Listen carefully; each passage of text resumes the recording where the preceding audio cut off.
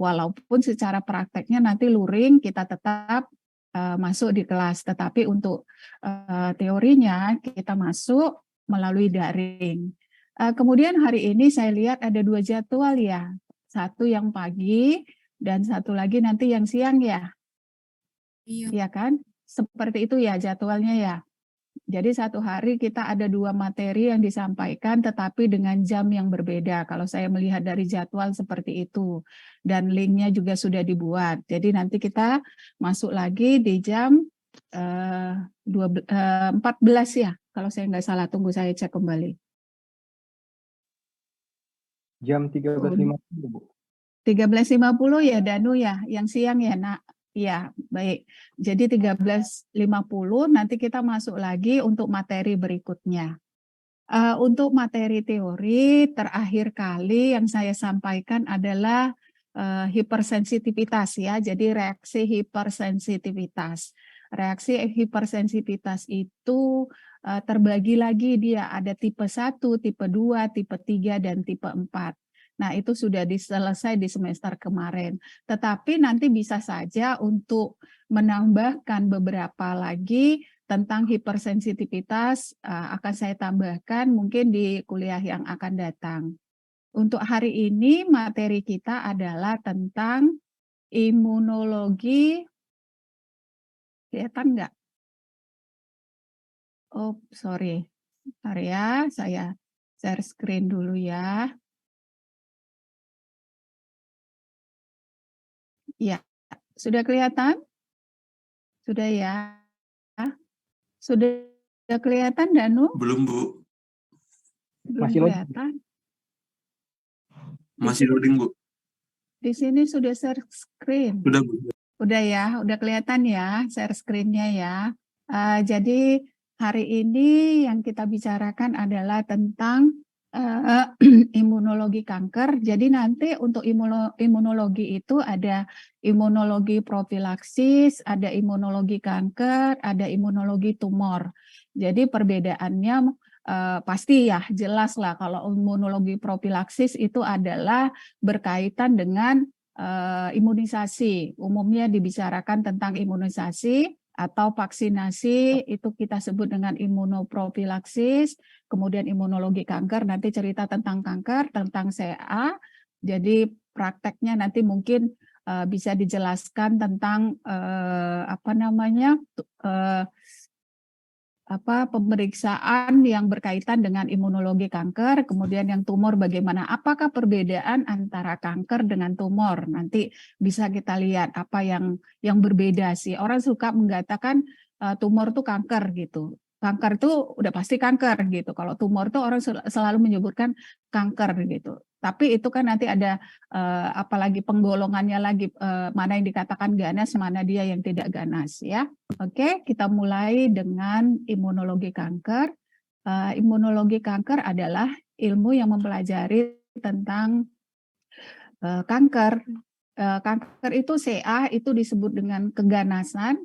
Kalau tumor itu terjadi pembengkakan. Kalau pertumbuhan sel yang tidak normal, tumbuh dengan tanpa kontrol dan tanpa tujuan yang jelas. Nah, ini yang perlu kita curigai sebetulnya. Ya, inilah yang nanti akhirnya kalau dia sesudah diperiksa kelanjutannya, baru kita tahu apakah jenisnya itu ganas atau tidak. Ya, oke. Kemudian sel normal itu biasanya tumbuhnya dengan suatu tujuan tertentu, yaitu membentuk jaringan tubuh dan mengganti jaringan yang rusak. Jadi ada beberapa sel, contohnya mungkin yang paling mudah itu kita sebut aja lah sel eritrosit. Sel eritrosit itu biasanya dibentuk di dalam sumsum tulang kalau kita sudah dewasa.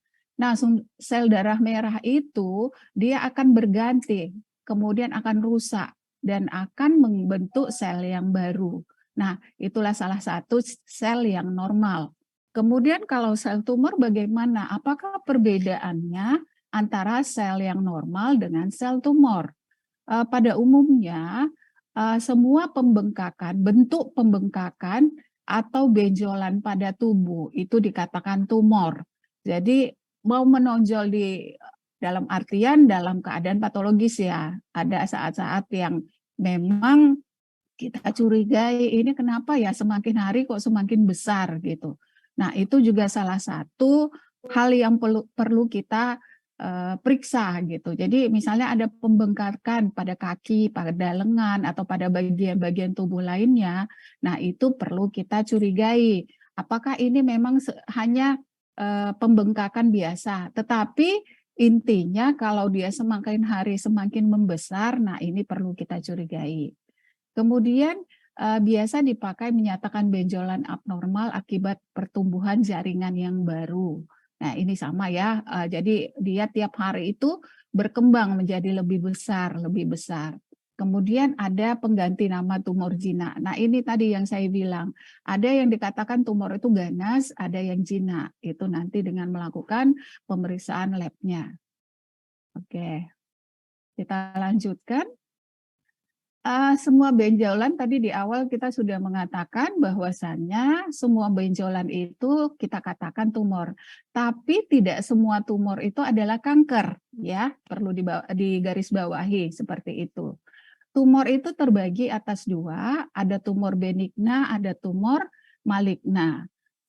Sering disebut kalau tumor benigna ini disebut dengan tumor, tapi kalau tumor maligna itu disebut dengan kanker. Jadi harus tahu membedakan mana yang tumor, mana yang kanker ya. Tumor malignanya mana, tumor benignanya mana. Kemudian kalau tumor benigna itu tidak menyebar. Tapi kalau tumor maligna itu sering metastasis, dia kemana-mana, sudah menyebar dia kemana-mana. Kemudian kalau tumor benigna tidak mengancam kehidupan, dalam artian gini, maksudnya tidak mengancam itu adalah prosesnya itu kalau dia jinak ya tidak apa-apa. Tetapi yang paling bahaya itu kan kalau tumor maligna, dia menyebar kemana-mana dan akhirnya nanti membawa kematian. Ya. Kemudian kalau tumor benigna ini dapat dioperasi. Kemudian kalau tumor maligna, kalau dia sudah metastasis, sudah kemana-mana, jaringan sel kankernya, nah itu sulit untuk dioperasi. Nah itu perbedaannya.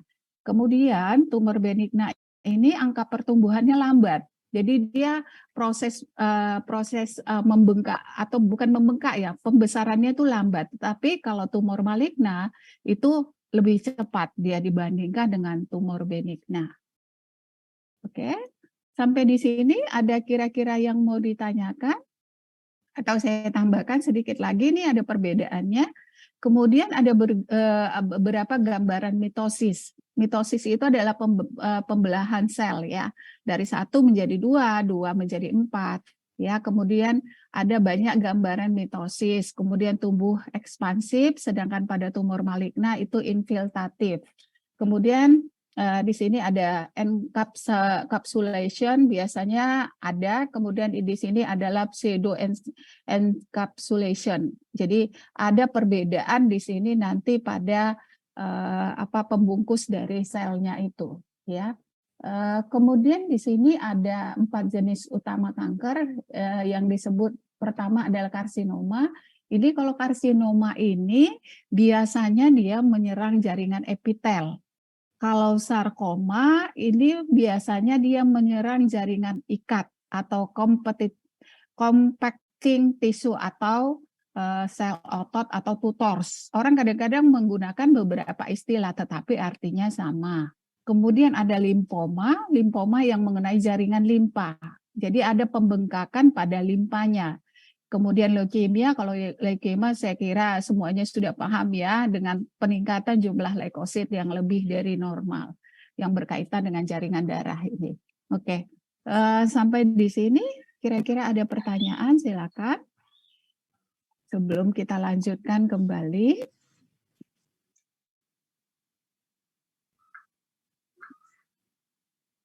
Ada Saya, Bu. Ya, silakan.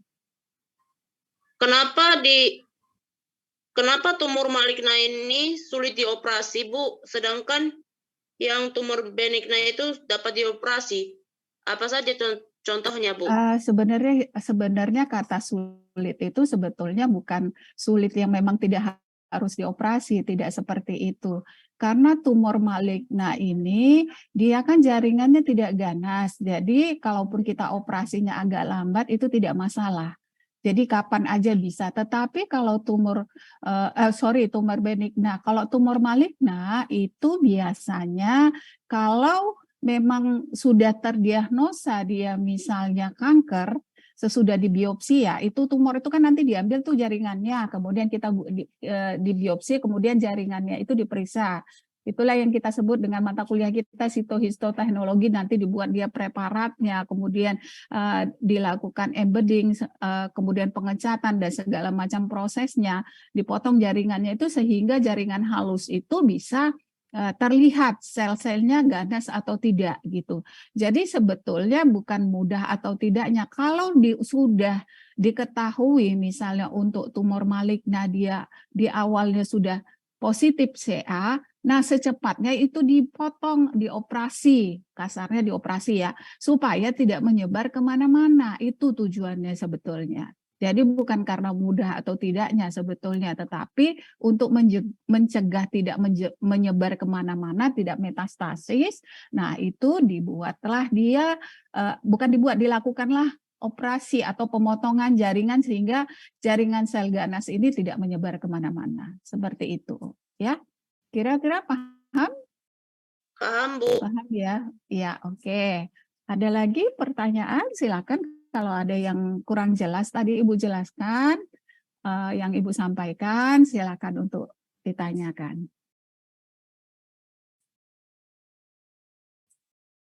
Kalau tidak ada, kita lanjut kembali ya.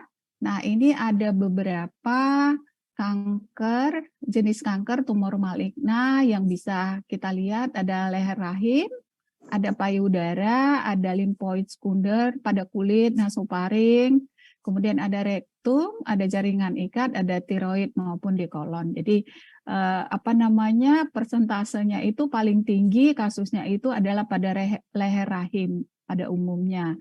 Ini berdasarkan data yang saya dapatkan dari Kementerian Kesehatan di tahun 2022 kemarin. Tetapi untuk tahun ini saya nggak tahu apakah ini bergeser lagi data ini. Nah, itu perlu nanti kita lihat kembali ya. Oke. Nah, ini gambaran umum masalah bagaimana sih penanggulangan kanker di Indonesia.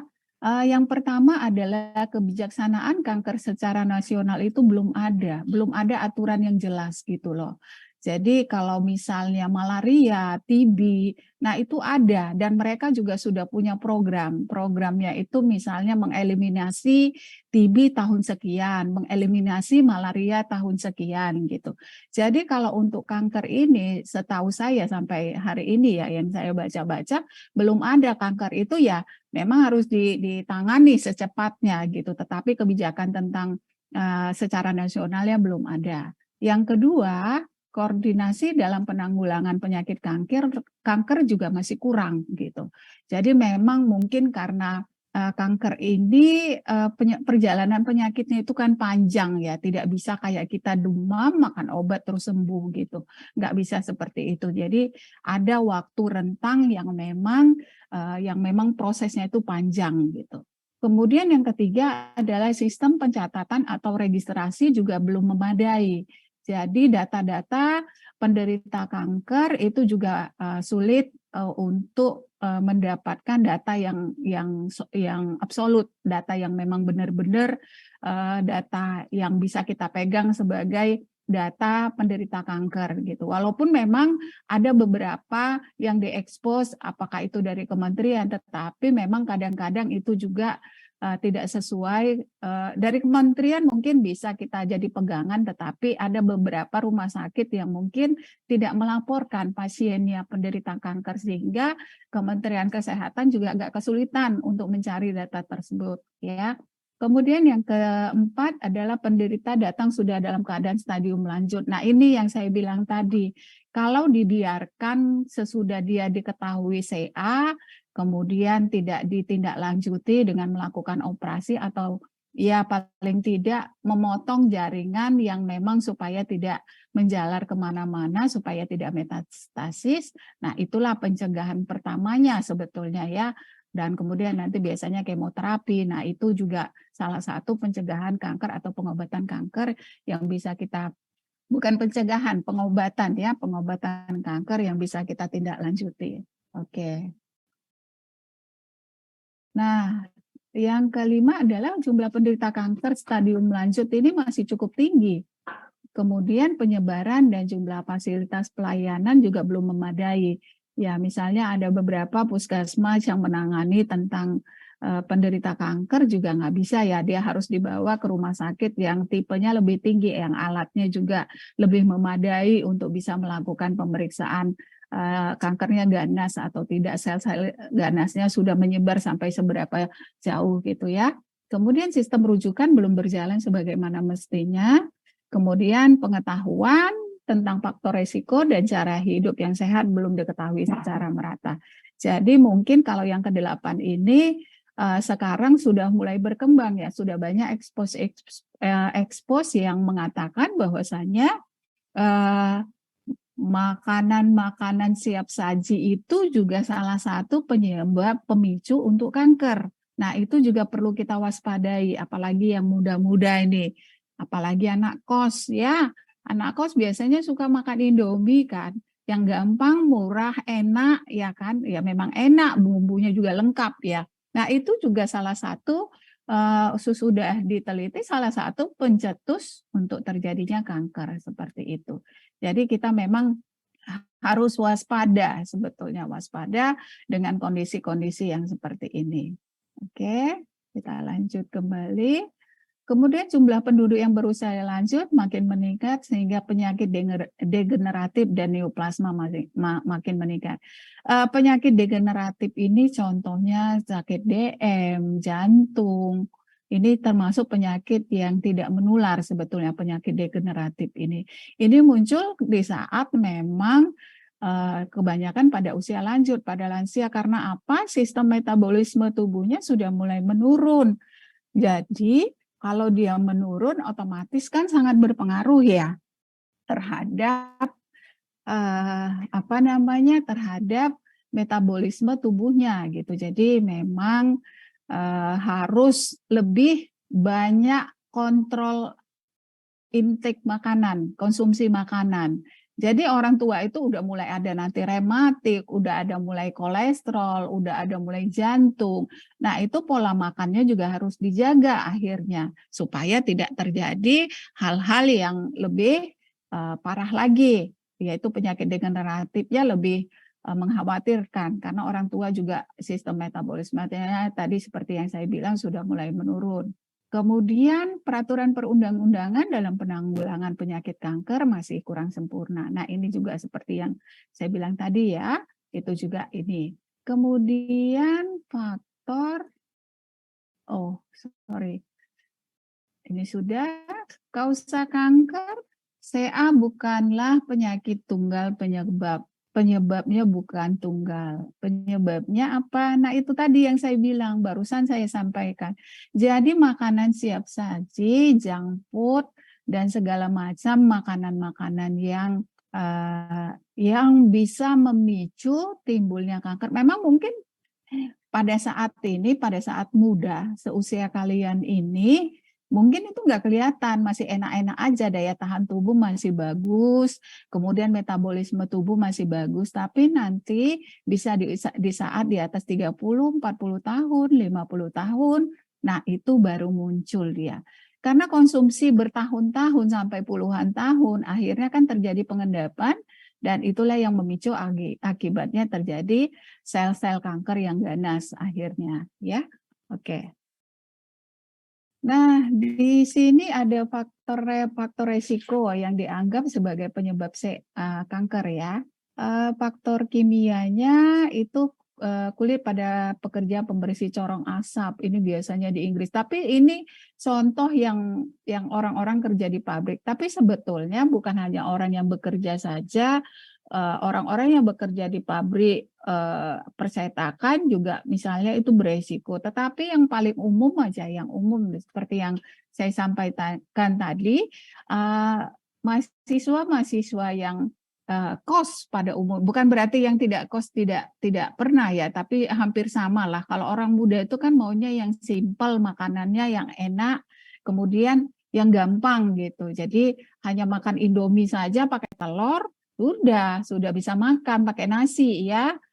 Nah itu juga bukan berarti kita tidak boleh makan, tapi memang sudah ada beberapa penelitian mengatakan itu merupakan salah satu pemicu. Misalnya beli Kentucky dan segala macam. Nah, itu juga salah satu pencetus ya. Ya semua ya, mohon inilah masing-masing saya hanya menyampaikan, tetapi keputusannya itu ada pada kalian. Jadi apapun ceritanya, saya hanya sekedar menyampaikan, menghimbau, tetapi keputusannya itu ada pada diri masing-masing. Apakah memang mau kondisinya nanti pada usia 30 atau 40 tahun baru kelihatan, atau memang dari sekarang dicegah gitu. Karena biasanya kalau sudah parah itu ya lebih susah ngobatinya daripada kita yang masih baru gitu. Intinya seperti itu ya. Kemudian ada sinar ultraviolet juga ini, tapi ini mungkin kalau kita sinar ultravioletnya mungkin di atas jam 12 ya, atau di atas jam 11. Nah, itu sudah berubah. Ultravioletnya sudah bisa menyebabkan kanker pada kulit juga bisa. Kemudian sinar ronsen, kemudian radiasi bom atom. Nah, ini waktu di Jepang dulu tuh, waktu kejadian Hiroshima itu juga banyak yang akhirnya sebagai penderita akibat dari radiasi ya. Oke. Nah, virus, oke. Kemudian ada penyebabnya oleh virus. Ini virus ini biasanya dicoba pada binatang percobaan ya, karena sesuatu penelitian itu tidak langsung dicobakan pada manusia. Biasanya harus dicobakan dulu dengan hewan percobaan. Itu biasanya apakah tikus, mencit ya, biasa mencit ya.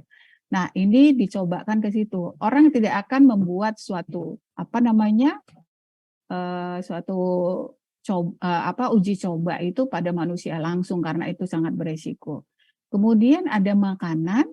Ini makanannya adalah laktosin yang dihasilkan oleh jamur pada kacang-kacangan dan padi-padian. Nah, ini juga memicu untuk kanker hati.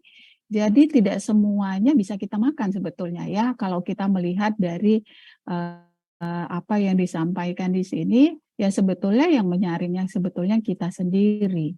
Nah, ini layak enggak untuk kita konsumsi? Walaupun bagi orang layak, tapi tidak semua tubuh manusia itu mempunyai situasi kondisi yang sama gitu. Jadi tinggal kita sendiri saja bagaimana kita kan tahu tubuh kita, apakah kita makan sesuatu makanan itu timbul reaksi dari badan, misalnya kok jadi nggak enak ya, atau misalnya kita makan makanan-makanan siap saji itu kan biasanya banyak ya penyedapnya ya, jadi micinnya itu banyak. Nah itu biasanya kalau saya pribadi terus badannya agak kurang enak gitu, tidak seperti biasa. Nah itu adalah reaksi tubuh. Jadi tubuh kita sendiri sebenarnya yang bisa, ini ternyata nggak bisa dimakan terlalu banyak, ini sedikit saja, ini perlu banyak. Nah kita yang harus memanage-nya, yang mengaturnya. Jadi tidak semua makanan harus kita konsumsi, walaupun bagi orang mungkin tidak apa-apa, tapi bagi kita belum tentu bisa. Ya. Kemudian yang kelima adalah hormon. Itu bagaimana pengaruhnya cukup besar. Mekanisme dan kepastian peranannya juga belum jelas. Pengaruh hormon jelas pada organ tubuh, itu hormon pada payudara, rahim, dan ovarium. Inilah yang disebut dengan kanker mama, kemudian kanker rahim. Nah ini akibat hormonnya juga sangat berpengaruh ya. Oke. Ini ada beberapa kanker yang berhubungan dengan virus. Kalau kita sudah bicara DNA maupun RNA-nya, ini kita sudah mengarah nanti ke PCR ya, pemeriksaan biologi molekulernya. Jadi kalau pemeriksaan biologi molekulernya yang kita lakukan pemeriksaannya itu biasanya sudah lebih detail lagi, sudah lebih spesifik lagi. Karena sekarang untuk biologi molekuler memang sudah diharuskan ya pakai PCR, sudah lebih ke DNA RNA-nya, tapi yang paling banyak itu adalah DNA-nya, deoksiribonucleic acid-nya. Nah, itulah yang perlu kita perdalam kalau kita bekerja di dalam laboratorium PCR. Nah, bagaimana dia? Apakah dia bisa dua-dua yang berdempetan atau memang ada yang berbeda? Sama seperti kalau kita lihat pada kasus-kasus autis, kemudian kasus apalagi ya, kita bilang ya albino, Down syndrome. Nah, itu kan ada kelainan DNA-nya ya. Jadi ini juga dikaitkan nanti dengan DNA-nya ya, seperti itu. Oke. Oke, sampai di sini ada lagi pertanyaan. Ibu sudah menyampaikan 12 slide hari ini. Ada lagi yang mau ditanyakan? Bu, izin nanya boleh, Bu? Iya, boleh, silakan. Siapa ini? Tadi wajahnya. kalian mungkin ya, Bu, entah mungkin sudah Ibu jelaskan atau belum, mengenai yang tadi, Bu, tentang junk food ataupun makanan cepat saji tadi, Bu, yang dapat memicu kanker apabila konsisten dikonsumsi. Itu kira-kira zat apa, Bu, yang mempengaruhi supaya sel kanker itu jadi aktif, Bu? Monosodium glutamat itu kalau dia dalam batas normal itu mungkin bisa masih, itu adalah monosodium glutamat. Udah, jadi kalau dia dikonsumsi masih dalam batas ambang normal itu mungkin tidak apa-apa. Tapi itu pun menjadi perhatian kita juga sih. Sama kalau kita misalnya minum teh manis atau yang konsumsi gula, boba, kemudian saat time, ada beberapa minuman yang memang pemanisnya itu saya nggak tahu apakah itu memang gula asli atau memang pemanis buatan, sakarin atau siklamat. Nah, atau memang gula itu sendiri juga kalau dikonsumsi kan bertambah lama kan terjadi penumpukan di dalam tubuh. Nah, itu kan sangat berbahaya bagi tubuh kita. Sama juga dengan monosodium glutamatnya ini, itu yang berbahaya, yang akan menyebabkan merusak jaringan-jaringan sel kita sehingga timbullah yang disebut dengan benjolan, atau tidak ada benjolan juga dia sudah terdeteksi dengan kanker. Karena timbunan itu nanti pengaruh hormon juga ada. Kemudian dari banyaknya junk food yang kita konsumsi selama puluhan tahun itu nanti akan menimbun di dalam tubuh kita. Jadi itulah yang kita khawatirkan kalau itu kita konsumsi setiap hari seperti itu. Paham ya? Oke, Bu, paham. Ya, sama-sama. Waktu kita sudah habis belum? Sampai jam berapa kita, Nak?